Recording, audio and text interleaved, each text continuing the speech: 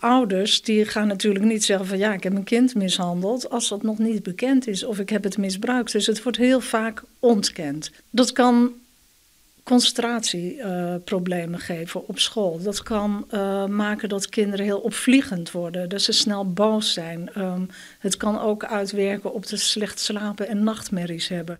Somtijden jouwt het gevoel van hulpverleners aan dat er wat met bijen aan de hand is.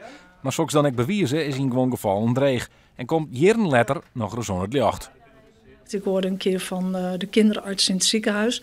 Die zei, dit kindje had zo vaak een blaasontsteking. Het moest eigenlijk wel seksueel misbruik zijn, maar we konden dat niet bewijzen. En pas jaren later vertelde het kind haar dat dat inderdaad ook het geval was. Via Friesland docht het together met oorinstanties alles aan om het tal mishandelde bijen weer om te brengen. Toch willen ze nog meer wettelijke middels krijgen om het probleem goed aan te pakken. Ik vind soms dat de ouders in Nederland beter beschermd worden dan de kinderen. En ik vind zeker in zaken... Kijk, natuurlijk moet je altijd voor behandeling toestemming vragen aan ouders.